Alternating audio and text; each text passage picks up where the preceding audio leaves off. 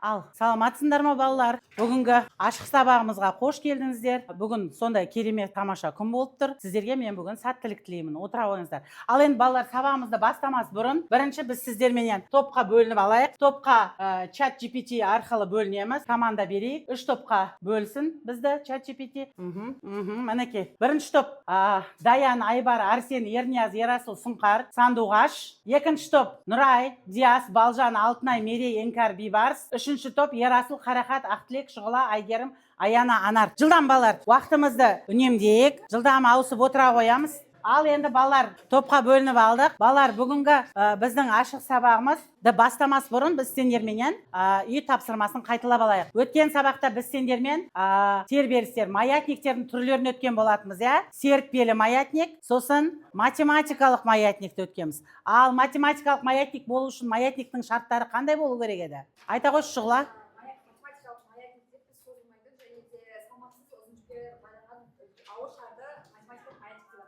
Өте жақсы, тамаша. Ал серіппелі маятник дегеніміз қандай маятник еді? Кім айтады? Айбар, айта қойшы. Жүк, өте тамаша. Ал отыра қойыңдар. Олай болса, қазір мен сендерге соткаменен ссылка жіберемін. Сол ссылка бойынша ашасындарда Word тапсырмасы бойынша үй тапсырмасын қайталаймыз. Және балалар, әрқайсының алдыңда ашып нетіп алыңдар балалар. Ссылка жібердім мен сендерге. Осы ссылка бойынша үй тапсырмасын жасаймыз. Алдымызда бағалау парағы бар балалар. Осы бағалау парағын ортадан бір лидерді сайлап алыңдар. Соған бағалап отырасыңдар. Ал балалар, жылдам жасаймыз да. Кімде қандай бал екен қараймыз. Кімде қандай бал екен қараймыз. Лидерларға айтамыз, жазамыз. Бірінші топтың лидері кім? Шұғылама. Топтың аты амплитуда. Так, екінші топтың лидері Іңкар. Жиілік бағалау парағын алып аламыз. Сразу бағалап отырамыз. Үшінші топтың Сандуғаш бағалап отырамыз. Ал балалар, тапсырманы жасаймыз. Word тапсырмасында. Яғни біз не істеуіміз керек? Дұрыс жауаптарын қойып шығуымыз керек, Сәйкестендіруіміз керек. Ал, аяқтадық па балалар? Ал, уақытымыз бітті балалар. Жылдамдатайық. Ал, кімде? Қай топ бітті? Өте жақсы.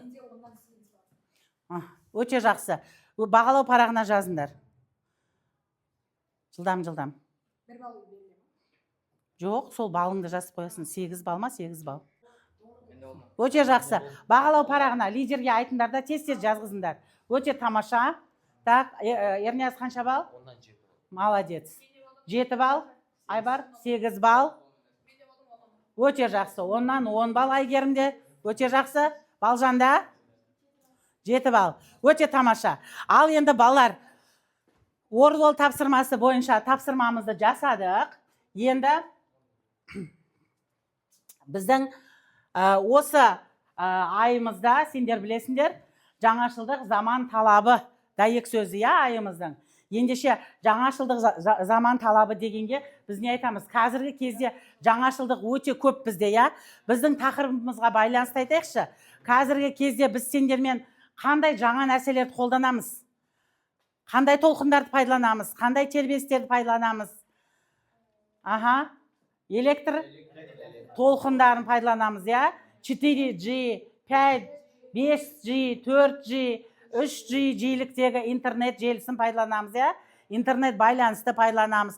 Әртүрлі жаңағы космостық, спутниктік байланысты пайдаланамыз. Ендеше балалар, біздің өмірімізде атмосферада осы тербелістер, яғни төменгі жиіліктегі тербелістердің атмосфераға таралу салдарынан біздің атмосферамызда үнемі бүйтіп тербеліп тұрады екен.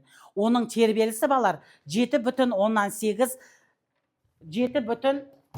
7,138 герц екен. Және одан жоғары да болады екен. Ал ауа тербелісі біздің миымыздың тербелісі де осыған сәйкес келеткен. Үнемі біздің миымызда тербеліп тұрады. Себебі миымыз жұмыс жасайды ғой. Осы екі тербеліс сәйкес келген кезде балалар, біздің миымызда резонанс құбылысы пайда болады. Яғни біздің миымыз өзінің амплитудасынан ең үлкен амплитудаға жетеді ығысуы. Сол уақытта біз ашушаң боламыз, шаршаймыз. Мысалы, қазіргі таңда сендер білесіңдер, автобусқа мініп біреудің аяғын басып кетсең, кешірім сұрасаң да ашуланып кетеді, иә, балалар. Дәл сол сияқты артық сигнал келіп тұрса да біздің жүйкемізге тие ме? Тиеді. Олай болса біз сендермен осы жүйкемізді құртатын резонанстан не істеуіміз керек? Сақтануымыз керек. Басымызға телефонды қойып ұйықтаймыз ба түнде? Ұйықтаймыз. Иә, сендер соның қаншалықты бізге зиян екенін білулерің керек. Түнімен сендерге сигнал келіп тұрады. Мобильный интернетін өшірмейсіңдер. Сол сигналдар сендердің жүйкелеріңді тоздырады, яғни тербелісімен келген сигналдың тербелісімен ми жүйкелерінің тербелісі сәйкес келсе, ол резонанс болады. Азанда шаршап, бастарың ауырып, ашушаң болып тұратындарың сол себептен екен. Міне сондықтан біз сақтануымыз керек. Әр нәрсе жаңашыл болғанымен біз оның да кейбір заттарына не істеуіміз керек? Кейбір тұстарына шектеулер қойып отыруымыз керек. Яғни өзімізді сақтай білуіміз керек, түрлі толқындардың келіп жатқанынан. Ендеше балалар, жаңашыл нәрсені де дұрыс пайдалана білуіміз керек екен. Ал енді әрі қарай кетейік балалар. Сонымен біз сендерменен тербеліс не туралы айттық? Резонанс деген жаңа сөз туралы айттық. Резонанс деген қандай жаңа сөз? Яғни бұл резонанс дегеніміз балалар не дейді ғой? Ауытқу, бір сөзбен айтқан кезде, ауытқу. Резонанс дегеніміз ауытқу. Енді балалар, бүгінгі тақырыбымыздың өзін жазып қойыңдар. Тақырыбымыз біздің бүгінгі еркін және еріксіз тербелістер, резонанс. Оқу мақсаты еріксіз тербеліс амплитудасын мәжбүрлеуші күштің жиілігіне тәуелдігін график бойынша сипаттау, резонанс құбылысын сипаттау. Жазып аламыз. Енді осы жерде біздің көрсететін видеомыз бар еді. Еркін тербеліс дене тепе-теңдік күйінен шығарылып, сыртқы күш әсерінсіз өздігінен тербелген кезде пайда болады. Әткеншекке бір рет итеру жасалып, одан кейін күш әсер етпесе, ол өздігінен тербеле бастайды. Бұл серіппеге ілінген жүкті төмен тартып жіберсек, ол өздігінен жоғары төмен тербеледі. Бұл жағдайда серпімділік күші еркін тербелістің пайда болуына себеп болады. Еріксіз тербеліс денеге белгілі бір жиілікпен әсер ететін сыртқы мәжбүрлеуші күштің әсерінен пайда болады. Тербеліс сыртқы күш тоқтағанға дейін жалғаса береді. Мәжбүрлеуші күштің жиілігі сыртқы күштің белгілі бір уақыттағы қайталану саны. Жиілік өзгерген сайын тербелістің сипаты да өзгереді. Амплитуда тербеліс кезінде дененің тепе-теңдік күйінен ең үлкен ауытқуы. Амплитуда тербелістің қаншалықты күшті екенін көрсетеді. Еріксіз тербелісте амплитуда мәжбүрлеуші күштің жиілігіне тәуелді болады. Жиілік өзгерген сайын амплитуда да өзгереді. Резонанс мәжбүрлеуші күштің жиілігі жүйенің меншікті жиілігіне тең болғанда пайда болатын құбылыс. Бұл кезде тербеліс амплитудасы күрт артады. Резонанс құбылысы өмірде кеңінен қолданылады. Музыкалық аспаптарда резонанс дыбысты күшейтіп әуезді етеді. Радио мен теледидарда резонанс арқылы қажетті толқындар таңдалып алынады. Резонанс кезінде тербеліс амплитудасы күрт артады. Егер бұл құбылыс ескерілмесе, құрылыстар мен техникалық жүйелерге үлкен зиян келуі мүмкін. Көпірлер қатты тербеліп, ғимараттар шайқалады. Кей жағдайларда резонанс апаттарға және қирауға алып келеді. Резонанс құбылысы техникада да, табиғатта да маңызды рөл атқарады. Оны дұрыс пайдалану пайдалы. Еркін тербеліс дене тепе-теңдік күйінен шығарылып, сыртқы күш әсерінсіз өздігінен тербелген кезде пайда болады. Әткеншекке бір рет итеру жасалып, одан кейін күш. Ал балалар, енді резонанстың не екенін білдік қой, және еркін және еріксіз тербелістердің қандай болатынын да білдік. Олай болса балалар, енді осыған байланысты мен сендерге қысқаша айтып кетейін. Біз сендермен тербелістің екі түрі бар екенін білдік, еркін тербеліс және еріксіз тербеліс. Еркін тербеліс дегеніміз ол тек қана жүйені неден шығарған кезде? Тепе-теңдіктен шығарғаннан кейінгі болатын қозғалыс, ол өшетін тербеліске жатады. Оның графигі былай суреттеледі. Себебі сыртқы күштердің, яғни ауаның кедергісі арқылы ол не істейді? Баяулайды да сөнеді, өшеді. Ал енді сырттан жиілік периодты түрде күш әсер етіп тұрса, онда мұндай тербеліс, қандай тербеліс болады? Еріксіз тербеліс. Оның графигі басынан аяғына дейін бірдей болады. Ал енді осы амплитудалық нүктелерді қосатын мынау сызықты балалар біз ол яғни резонанс жанамасы деп айтамыз. Немесе амплитудалық жанама деп айтамыз. Түсінікті ма? Енді балалар, осы жерде мен сендерге бір қысқаша демонстрация көрсеткім келіп тұр. Резонанс дегеніміз не деп айтты? Қайсысын ұқтыңдар? Яғни сыртқы жиілік, тербелмелі жүйенің жиілігі сәйкес келген кезде күрт артып кетуі. Мысалы, жер сілкінісі болған кезде жердің үстінде тұрған ғимарат шайқала бастайды, иә? Жердің сілкіну жиілігімен ғимараттың жиілігі сәйкес келген кезде ғимараттың амплитудасы артады да, ол қирайды деген сөз. Олай болса, резонанстың пайдасы да, зияны да бар екен, иә? Енді қараңдар балалар, мына жерде бірнеше маятник ілінген. Мына маятникті Бартон маятнигі деп атайды. Осы Бартон маятнигін мен қозғалысқа келтіремін. Қай маятник неге амплитудасы күрт артып кетті, қараңдаршы. Біріншінің, яғни оның жиілігі менің тербеу жиілігіме сәйкес келіп тұрғандықтан оның амплитудасы күрт артып кетті. Көрдіңдер ме міне? Осы маятник бізде резонансқа ұшырады. Дәл сол сияқты балалар, дыбыста да резонанс бар екен, иә? Мына жерде жиілігі 440 болатын екі камертон орналасқан, яғни дыбыс шығарғыш құрал. Осыны мен ұрған кезімде бір-біріне шариктің ауытқуын көрдіңдер ме? Дыбыстың салдарынан мен мұндағы бірінші нені ұрып жатырмын камертон, екінші камертон дыбысты күшейту арқылы шарикті тербеліске келтіріп жатыр. Яғни амплитудалық дыбыстық резонанс болып тұр, иә балалар? Егер де мен ұрып, мынаның аузын жауып қойсам, онда қараңдар, қозғала ма? Қозғалмайды. Немесе басқа, мынаның орнына басқа жиіліктегі камертонды қойсам, мынаның жиілігі мен оның жиілігі сәйкес келмегендіктен бізде резонанс құбылысы байқалмайды. Дәл сол сияқты дыбыстың да несін, резонансын келтіруге болады. Мысалы, зубочистка, мына жерде тіс шұқығышты мен бос неге қойып қойған, қараңдар. Яғни осының салдарынан, дыбыстың салдарынан зубочистка не істейді балалар? Құлап түседі. Мына кішкене не тұрып қалыпты? Дұрыс тұрмай қалыпты. Бері қарай тұрып қалыпты. Яғни екінші стакандағы зубочистка неге түсіп кетеді. Яғни дыбыстың резонансынан болатын құбылыс балалар. Түсінікті ма? Міне қатты дыбыс шыққан кезде ішіне зубочистка түсіп кетеді. Жалпы осындай демонстрациялар көруге болады. Яғни дыбыстың да басқа тербелмелі жүйелерінде резонансын байқауға болады екен, иә? Енді резонанстың пайдасы да бар екен, зияны да бар екен. Ал енді ары қарай кеттік балалар. Ары қарай, енді осы тақырыбымызға байланысты бүгін бізге жолдама жіберген біздің атақты физик Гюйгенс.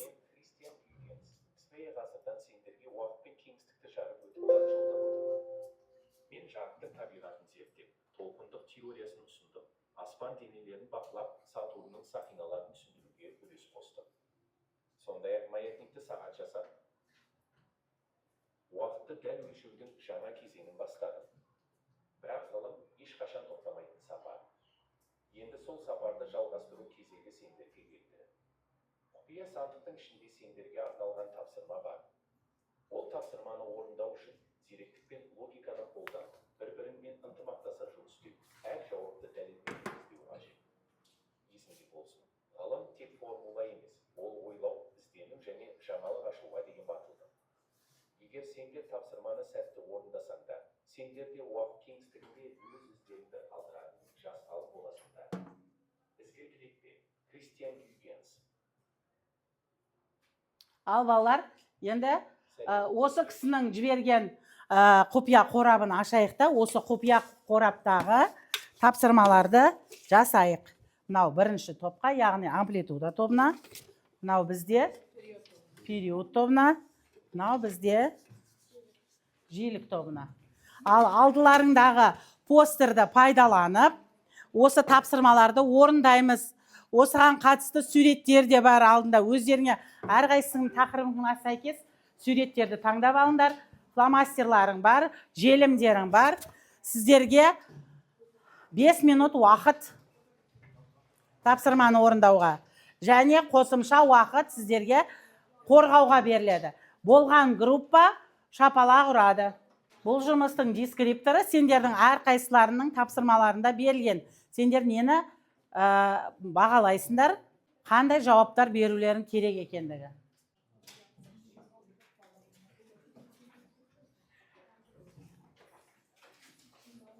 Қандай тапсырма сендерде? Көпір.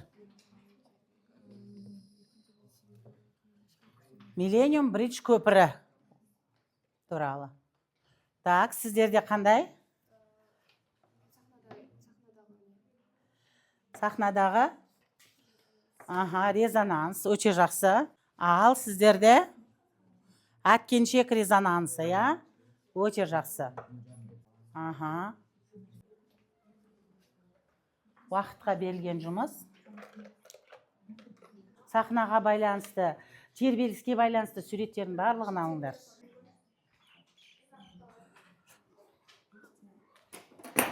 Ал балалар, жылдамдатамыз.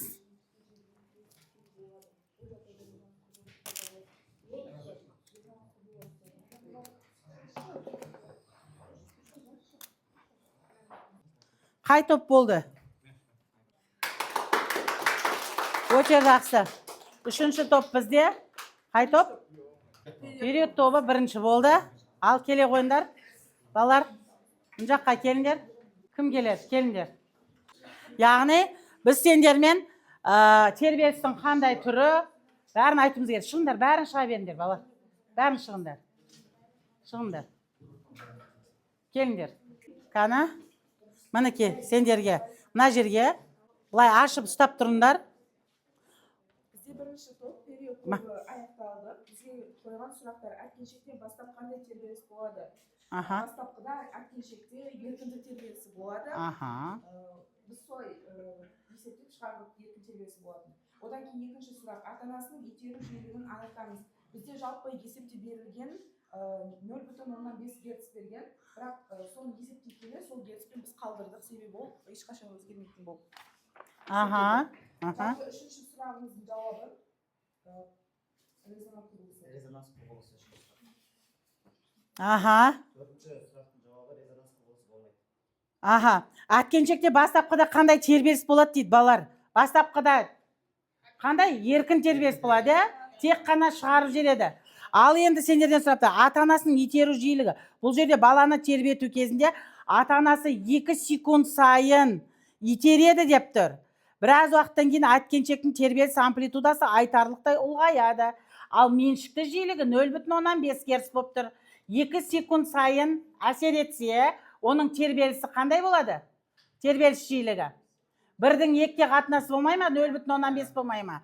Сонда ата-анасының итеру жиілігі де 0,5, жүйенікі де 0,5 болса, не себепті ауытқиды екен? Сыртқы жиілік пен ішкі жиілік не істеді? Теңесті, өте жақсы. Сонда не болады? Резонанс болады. Сіздер болмайды депсіздер. Так, резонанс құбылысы жазсыздар. Не себепті астына резонанс болмайды деп қойды? Төртінші сұрақта, егер итеру 1 секунд сайын жасалса, резонанс бола ма дейді? Әрине болады. 1 секундты сендер бөліп тұрсыңдар ғой. Так, дұрыс, 1 секунд сайын болмайды. Дұрыс. Өте жақсы. Ал отыра қойыңдар. Өте жақсы. Отыра қойыңдар. Отырыңдар. Ал келесі екінші топтыңкі. Амплитуда тобы екінші екен. Өте жақсы, кел шығыңдар. Бізге мысал ретінде қандай көпір берілген? Millennium Bridge көпірі берілген. Бізде бірінші сұрақ Аспалы көпір. Бірінші сұрақ бізде көпірдің адамсыз тербелуі тербелісінің қай түріне жатады? Ол бізде еркін тербеліске жатады. Себебі оны жүйенің ішкі күштерінің әсеріне меншікті жиілікпен жүзеге асады. Сондықтан да ол бізде еркін тербеліске болады. Өте тамаша. Екінші сұрақ, адамдар бірдей ырғақпен жүргенде көпір тербелісінің күрт күшеюі қандай құбылысқа байланысты? Ол бізде еріксіз тербеліске байланысты болады, себебі көпірге периодты сыртқы күш әсер ете бастайды. Және де үшіншісі бізде егер адамдардың қадам жиілігі 1 герц болса, ал көпірдің меншікті жиілігі де 1 герц болса, не себепті тербеліс амплитудасы артады? Өте жақсы. Себебі адамдар тұратын қадам жиілігі көпір меншікті жиілігіне тең болғандықтан сыртқы күш жиілігі меншікті тербелісімен сәйкес келеді. Аха, сөйтіп резонанс болады, иә? Аха. Және де төртіншісі бізде сол бұл құбылыс физикада қалай аталады деп тұр. Бұл құбылыс бізде физикада резонанс құбылысы деп аталады. Өте жақсы, тамаша. Бізде бесінші сұрақ, ол бізде осындай жағдайдың алдын алу үшін инженерлер қандай шара қолдана алады? Кемінде 2 ұсыныс ұсыну керек, және де ол Көпірге арнайы тербеліс сөндіргіш құралдарды орнатамыз, ал екіншісі көпір конструкцияларын қатаңдығын арттырамыз. Қатаңдығын арттырамыз, иә? Өте жақсы, тамаша. Ал енді үшінші топ. Балалар, бұл тарихта болған нәрсе, иә? Кітапты пайдаландыңдар ғой, иә? Кітапта бар, жазылған. Әрбір 80 жылда, 76 жылда қайталанып отырған. Яғни көпірдің резонансы. Аха. Біздің тақырып еркін және еріксіз тербелістер резонанс. Бірінші сұрағымыз, сахна еденінде қандай тербеліс түрі пайда болды? Аха. Қалалық мәдениет үйінде концерт өткізу жоспарлануда. Сахнаның едені серпелі тіректерге орнатылған. Инженерлер еденнің меншікті тербелісі жиілігі 2 герц екенін анықтады. Концерт барысында барабаншы минутына 120 соққы жиілігімен ырғақ береді. Сахна еденінің тербеліс амплитудасы күрт өсіп, көрермендер дірілді сезінді. Бірінші сұрағымыз, сахна еденінде қандай тербеліс түрі пайда болды? Өте жақсы, аха. Біріншісі еріксіз тербеліс болады. Аха. Өйткені мысалға аспаптарды өзін адам саусақтарымен не істемесем тартылмайды өзі. Аха. Сондықтан ол еріксіз тербеліс. Еріксіз тербеліс дегеніміз Аспаптарда еріксіз тербеліс, иә? Саусақтарымызбен ұрамыз. Аха. Резонанс бізде сыртқы период әсерінен пайда болды. Аха. Екінші сұрағымыз, барабаншының соғу жиілігін герцпен өрнектеңіз. Жиілік бізде V тең 120 бөлінген 60 тең 2 герцке. Аха, өте жақсы. Барабандікі 2 герц. Үшінші сұрағымыз, неліктен тербеліс амплитудасы артты? Құбылысты түсіндіріңіз. Себебі барабанның соғу жиілігі сахнаның меншікті жиілігіне тең болды, солай резонанс құбылысы пайда болды. Аха, сахна тербеле бастады, иә? Резонанс кезінде бізде амплитудасы күрт артады. Өте жақсы. Және соңғы сұрағымыз, тербеліс амплитудасын азайту үшін қандай 2 шара ұсынар едіңіз? Бірінші шара бізде барабан соғу жиілігін өзгерту, ал екінші шара сахна конструкциясын күшейту немесе қосымша тербелісті сөндіргіш орнату. Өте жақсы. Қосымша тербеліс сөндіргіш, яғни дампферлер қою, иә балалар? Оларды сендерде кітапта дампфер деп атаған. Яғни бізде балалар кітабымызда да жазылған, иә? Осындай оқиғалар берілген. Әрбір 80 жылда қайталанып отырған оқиғалар. Яғни солдаттардың көпірден өту кезіндегі маршировка жасау кезінде олардың аяғының жиілігімен көпірдің тербеліс жиілігі сәйкес келгенде көпірлер бұзылып кеткен. Желдің жиілігінен де құлаған, иә? Желдің ұру жиілігіменен көпірдің, аспалы көпірдің шайқалу жиілігі бір-біріне сәйкес келген кезде көпірдің тербелуі күрт артып кетіп, амплитудасы резонанс құбылысы болған. Ендеше резонанстың пайдасы да, зияны да орасан зор екен. Ал енді бізде сергіту сәтінде кішкене осы музыкалық аспаптарда бізде еркін тербеліс пе, еріксіз тербеліс бола ма? Еріксіз тербелістің нәтижесінде біз музыка алады екенбіз. Ал бізде бүгін сандуғаштың орындауында жетігенде сергіту сәті.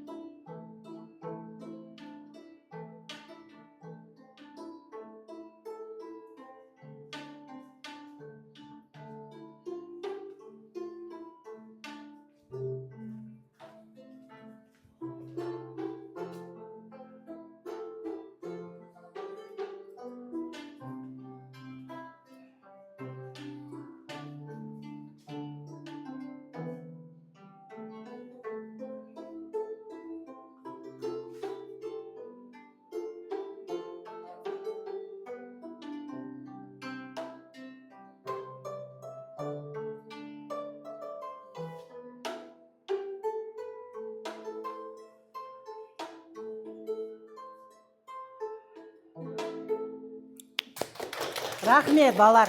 Міне өте тамаша әуезді музыканы еріксіз тербелістің нәтижесінде алады екенбіз, иә? Біздің ұлттық құндылықтарымыз жетіген аспабы, домбыра аспабы, және міне гитара, иә? Бүкіл әлем ойнайды гитарада. Барлығының шанақтары, балар, осы шектен шыққан еріксіз тербелістің амплитудасын күшейту резонациясы арқылы бізге тамаша әуездер сыйлайды екен. Сондықтан біз өз аспаптарымыздың құндылығын білуіміз керек. Сіздер білесіздер, мынау шанаққа байланысты тамаша әуездің шығуы. Жай шекті тартып қойсақ, одан ондай әуез шықпайды, иә? Енді қырғыз елінің домбырасының шанағы өзгеше болғандықтан, олардың жаңағы әуезі де өзгеше, иә? Шамалы көмескі бәсең дауыспен шығады. Ал қазақтың домбырасында әуен, қазақтың жетігенінде әуен өте күмбірлеген керемет дауыспен шығады екен, иә? Міне, бұл резонанстың пайдасы бізге. Ал енді әлемде балалар осындай дыбыс күшейтетін, дыбыстың резонансын пайдаланатын тамаша сахналар бар екен. Италиядағы опера сахнасы. Ол жерде микрофонсыз өлең айтады. Ол жерде қызыл ағаштан жасалған резонатор бар төбесінде. Яғни дауыс микрофонсыз-ақ шығады. Дәл сол сияқты Европада балар керемет собор бар. Ол соборда 2000 адам тұрған кезде сыбырласып сөйлесе, ол тұрған манаққа жетеді екен оның дауысы. Сондай керемет етіп жасалған. Яғни акустикалық резонансқа негізделіп жасалған. Қазіргі таңда балар бұл өте яғни тараған тақырып, иә? Біздер білесіңдер, сәулет үйлерінің барлығында осы акустикалық резонансқа аса көңіл бөледі, иә? Енді қазақ деген тойшыл қауым ғой, бізде ресторандар өте көп, иә? Бір ресторандарға барсақ, құлағымыз бітіп қалады. Соншалықты ол жердің акустик. Енді мұндай резонанстан қорғану үшін де біз нелер қоюымыз керек? Оқшаулағыштар қоюымыз керек екен, дыбыс оқшаулағыштарын. Так, біз үшін маңызды ма екен резонанс? Дәл сол сияқты балалар, резонанс шумена деген нәрсе бар. Бағана мен сендерге айтып кеттім, иә? Біздің ағзаларымызда үнемі тербелісте екен. Ал енді қоршаған ортадағы тербелістер, атмосферадағы біз тудырып жатқан төменгі радио толқындардың, спутниктік байланыстардың тербелістері біздің ағзаларымызды да тербеліске келтіреді, көрдіңдер ма?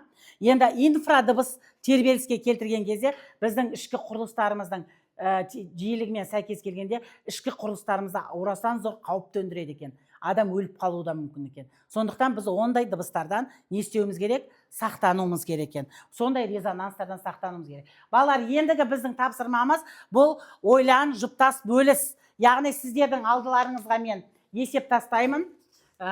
Осы есепті өздеріңіз тез-тез жұптасып шығарамыз. Әр жұп қандай есепті таңдап алып шығарады? Жылдамдыққа берілген, балалар. Жылдам шығарамыз. Жылдам шығарамыз, балалар. Ал, балалар, шығарамыз есепті. Жұптасып, бір-бір есептен алындар да шығарындар ойласып.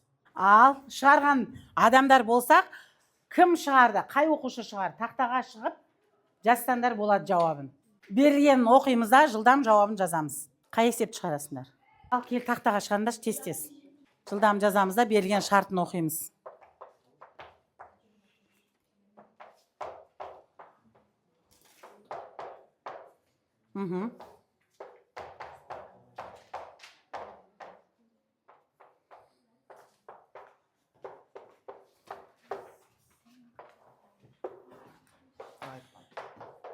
Так, дискриптор бойынша амплитудасын анықтаймыз. Так, кинетикалық энергиясын есептейміз.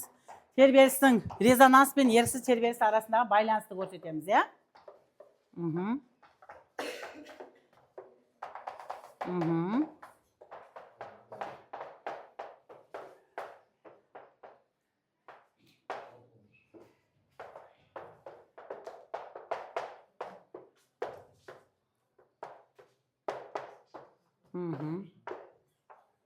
Oldu ма, Айгерім? Ал, айта қой. Желігі 60 герц болатын тербеліс белгілі бір қатаңдылығы бар серпімдеме жасалады денеге әсер етеді. Дененің табиғи жиілігі 60 герц. Осы жүйеге резонанс құбылысы орын алғанда оның әсері қандай болады? Амплитуда мен энергия өзгеруін түсіндіріңіз. Бізде екеуі тең болғандықтан, бір-біріне сәйкес болғандықтан, оның амплитудасы максималды мәнге жетеді, ал энергиясы күрт артады. Амплитуда артқан сайын оның квадратына энергиясы артады. Өте жақсы. Тамаша, балар. Так. Келесі. Айбар. Есептің шарты. Массасы 0,5 кг дене 1 метр ұзындықтағы серіппеге қосылған. Бұл дене серіппеде еркін тербелістерсе, дененің бастапқы жылдамдығы 2 метр секунд. Ал серіппенің қатарлылығы 200 ньютон метр. Еркін тербелістердің амплитудасын анықтаңыз. Амплитудасын анықтау үшін біз сендермен нені алып алдық, балалар? Яғни энергияның сақталу заңына негізделіп алдық, я? Аха. Так. Амплитудасын анықтадық. Неше болды? 100-ден қанша шығады 0,100-ден? 0,1 метр шығады, я? Ол 10 сантиметр. Амплитудасы 10 сантиметр. Жақсы, тамаша. Так. Бізде екінші есеп 0,13 кг массалы дене серіппемен қосылған және еркін тербелістер жасайды. Серіппенің қаттылығы 150 ньютон метр, ал бастапқы амплитудасы 0,2 метр. Дене максималды жылдамдыққа жеткен кезде оның кинетикалық энергиясын есептеңіз. Бізде масса 0,13 кг, қатарлығы 150 ньютон метр, ал амплитудасы 0,2 метр. Бізде кинетикалық максимал энергиясын табу керек. Энергияның сақталу заңы. Өте тамаша, жақсы. Ал балалар, ендігі біздің тапсырмамыз, балалар, ол жидің көмегіменен, яғни чат GPT-ді пайдаланып, резонанстың пайдасы, резонанстың зияны, және сендер әлемдегі биік мұнаралар туралы, олар резонанстан қалай қорғанады екен, сол туралы ақпарат іздеңдер. Сендерге 1 минут-ақ уақыт. Яғни сендер жиды пайдаланасыңдар ғой, чатты пайдаланасыңдар. Кәне қалай пайдаланады екенсіңдер? Ақпаратты қалай алады екенсіңдер? Жылдам. Ал жиды дұрыс пайдалану үшін біз жиға дұрыс сұрақ қоя білуіміз керек. Дұрыс ақпарат алу үшін. Кәне кім дайын? Ал Шұғла. Резонанстың пайдасы туралы. Резонанс пайдасы бізде радио және теледидарларда керек, және де музыка аспаптарында, медицинада, инженерияда, және де ядролық магнитті резонанста кезінде керек болады. Және де ол бізде резонанс дұрыс қолданылатын болса, бізде сигнал күшейеді және дыбысты анық етеді, және техникада пайдалы болады. Өте жақсы. Жақсы ақпарат. Тағы қосатындарың бар ма? Ұлдар, қыздар осы топтан қосатындар бар ма? Яғни өте көп жерде бар екен, резонанстың пайдасы, я? Аха. Басқаларымыз қоспаймыз ба? Басқа ақпарат алмадыңдар ма? Кім? Ал, Алтынай. Резонанс зияны ғимараттардың құлауы және қирауы, сымдардың үзілуі, шелектегі судың шалпылдауы, рельс қоспаларында вагондардың тербелуі, Тыңдаймыз. трубалардағы вибрация, кранмен көтерілген жүктердің тербелісі. Яғни бұлардың барлығы апатқа зиянға алып келіп соғады, я? Және де жаңа айтып кеттік, адам денсаулығына да зияны бар дедік, я? Дұрыс, өте жақсы. Жалпы біздің периодтық тобымыздың сұрағында әлемдік ғимараттар бойынша есептеуіміз, яғни бізде топ 5-ке кіретін әлем биік ғимараттары. Бурдж Халифа ең бірінші орында тұрған, одан кейін Шанхай Қытай, үшіншісі орында тұрған Мекке Сауд Арабиясы, сосын Қытайдағы Шэньчан, сосын бесіншісі Тайваньдағы. Мұнаралар екен, я? Олар тербелістен қалай қорғанады? Өте биік ғимараттардан желден, жер сілкіністен және басқа күштерден тербеледі. Инженерлер бірнеше әдіс қолданады. Ең бірінші демпфер, тербелісті бәсеңдеткіш. Кейбір ғимараттардың ішінде алып ауыр шар, маятник орнатылады. Ол ғимаратты қасты баққа қозғалып, тербелісті азайтады. Мысалы, Каир 101 ішінде 660 тонналық шар бар. Өте жақсы, тамаша. Икемді құрылым. Ғимаратта толық қатты емес, аздап елуіне есептелген. Бұл сынаулардан қорғайды, ағаш жерде майысқан секілді. Яғни 12 метрге деген ауытқи алады, я?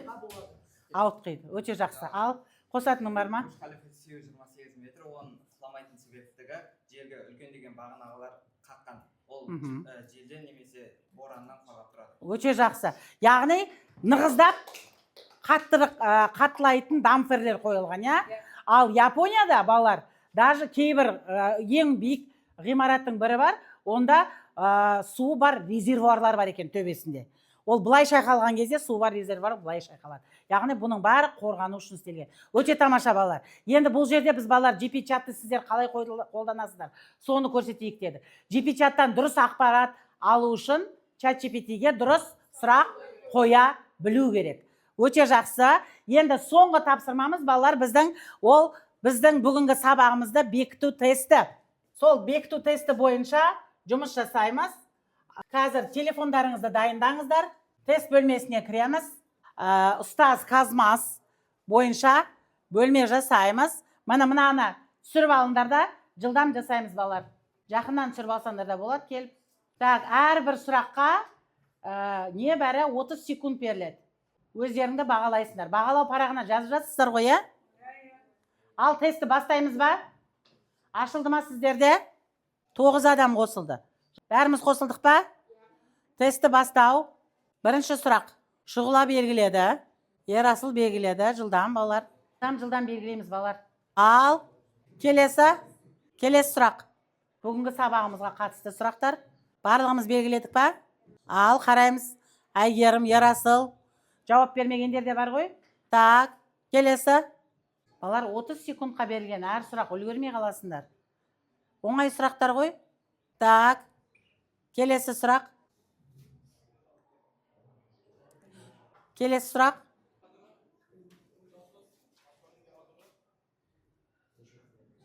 Болды ма? Түгел белгіледік, ә? Келесі сұрақ.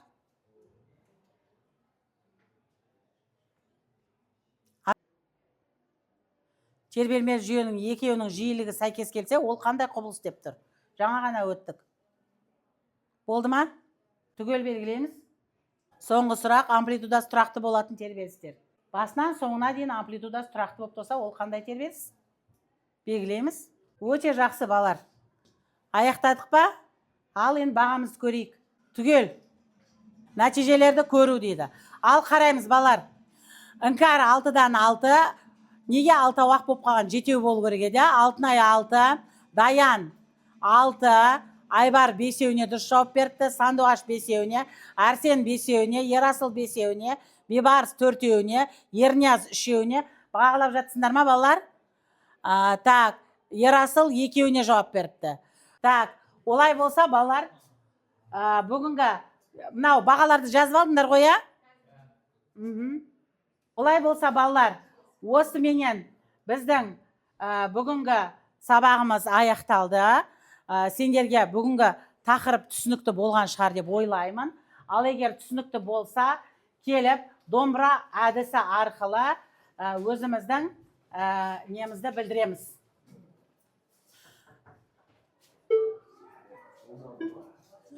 Шектерді басамыз, ә? Домбыраны шегін.